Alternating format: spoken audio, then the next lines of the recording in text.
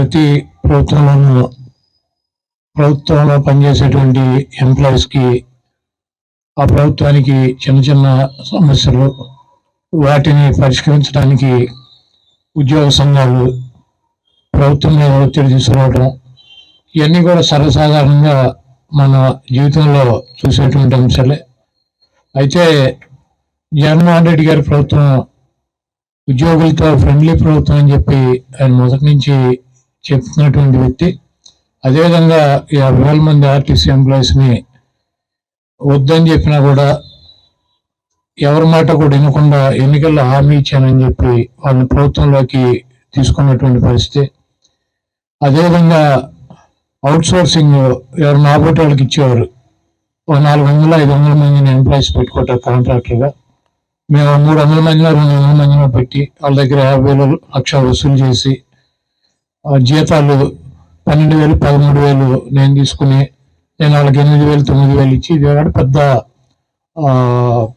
అంటే ఎంప్లాయీస్ చిన్న వాళ్ళకి వెళ్ళాల్సినటువంటి జీతాలు కూడా వెళ్ళకుండా మధ్యలో బ్రోకర్లు తీసుకున్నటువంటి పరిస్థితిని మార్చి కలెక్టర్లకి అధికారాలను ఇచ్చి థర్డ్ పార్టీ లేకుండా డైరెక్ట్గా కలెక్టర్లో రిక్రూట్ చేసేటువంటి అవకాశాన్ని, అదేవిధంగా ప్రభుత్వంలో పనిచేసేటువంటి ఎంప్లాయీస్కి మధ్యలో అనేక సార్లు నేనైతే మధ్యలో దూరలేదు కానీ నేను చూశాను వీళ్ళందరినీ మధ్యలో నలిగిపోయేట్టు ప్రభుత్వం కాదని చెప్పి ఇళ్ళు కాదని చెప్పి వీళ్ళతో కూడా తిట్లు తిని అయినా కూడా మరి బండి శ్రీనివాస్ గారు వీళ్ళందరూ కూడా అక్కడే ఉండేవారు.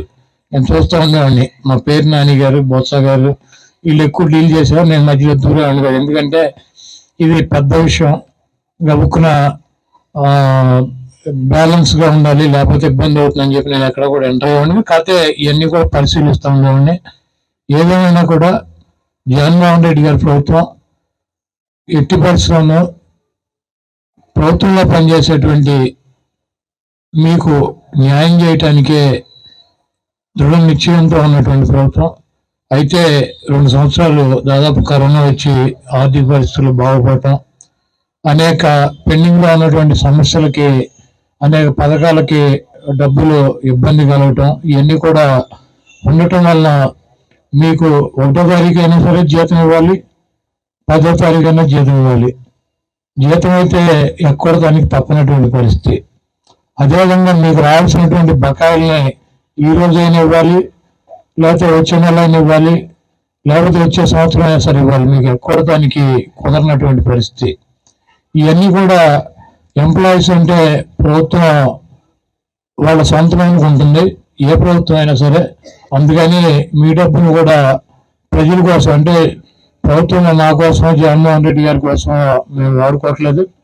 మీ డబ్బును కూడా కొంత పేద ప్రజల కోసం వాడేటువంటి పరిస్థితి ఉంటుంది. ఆ పుణ్యం మీకు కూడా దక్కుతుందని చెప్పి తెలియజేస్తూ ఈరోజు మీ అసోసియేషన్ కానీ మీరు కానీ ఇచ్చినటువంటి సమస్యల్ని నేను రాసుకోమని చెప్పాను. అవన్నీ తప్పకుండా రేపు జగన్మోహన్ రెడ్డి గారి దగ్గరికి వెళ్ళినప్పుడు ఈ సమస్యలు పెండింగ్లో ఉన్నాయి, వాళ్ళు ఆవేదనతో మాకు ఎప్పుడు వస్తాయని చెప్పి ఈ కళ్ళతో ఎదురు చూస్తున్నారు. కాబట్టి నోటిఫికేషన్ ఇచ్చేలోపు ఈ సమస్యల్ని పరిష్కరించమని చెప్పి నేను కూడా మీ తరఫున అడుగుతాను.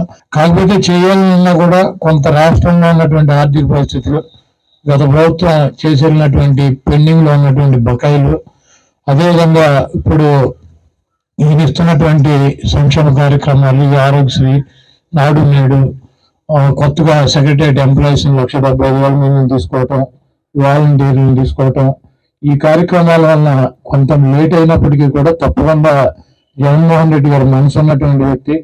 మీ కష్టాలను మీ ఇబ్బందులను ఆయన మనసుతో ఆలోచించేటువంటి వ్యక్తి, బ్రెయిన్తో ఆలోచించేటువంటి వ్యక్తి, మనసుతో ఆలోచిస్తాడు. కాబట్టి తప్పకుండా మీకు మంచి ప్రభుత్వంగా జగన్మోహన్ రెడ్డి గారి ప్రభుత్వం ఉంటుంది.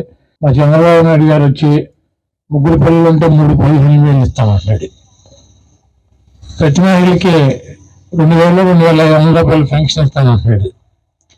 అదేవిధంగా 4,000-5,000 పెన్షన్ చేస్తానని చెబుతున్నాడు. ఆయన నిరుద్యోగ వృత్తి ఇస్తానంటున్నాడు, అడిగినడికల్లా డబ్బులు ఇస్తానని చెబుతున్నాడు. మీరందరూ పిల్లల్ని కానండి అవసరంగా 15,000 పిల్లలకి కావటని చెప్పి ఆయన మీటింగ్లో కూడా చెబుతున్నాడు. కాబట్టి పనిలో ఉండటం కరెక్టా, పొయ్యిలో పడటం కరెక్ట్ అన్నది కూడా మీరు ఆలోచించుకోవాల్సినటువంటి అవసరం ఉంది. తప్పకుండా మనసున్నటువంటి ముఖ్యమంత్రి జగన్మోహన్ రెడ్డి గారు ఆర్థిక పరిస్థితుల్లో సహకరించక కొంత లేట్ అయినా ఇబ్బంది అయినా కూడా తప్పకుండా మీకు రావాల్సినటువంటి ప్రతి రూపాయి కూడా మీకు హక్కుగా రావాల్సినటువంటి ప్రతి హోదా కూడా మీకు వచ్చేటువంటి పరిస్థితి వైఎస్ఆర్ కాంగ్రెస్ పార్టీ జగన్మోహన్ రెడ్డి గారి ఆధ్వర్యంలో జరుగుతుందని చెప్పి ఆయన తరఫున మీకు మాటిస్తూ ఆయన దగ్గరగా చూసినటువంటి వ్యక్తిగా తప్పకుండా మీకు ఉన్నటువంటి సమస్యలన్నీ కూడా తీసుకుని నేను కూడా ఈ ఉద్యోగాల సంఘాలతో పాటు ఇక్కడ ఉన్నటువంటి సమస్యల్లో కొన్ని సమస్యలైనా కొంత డబ్బునైనా సరే ఈ ఎన్నికల్లో రిలీజ్ చేయమని చెప్పి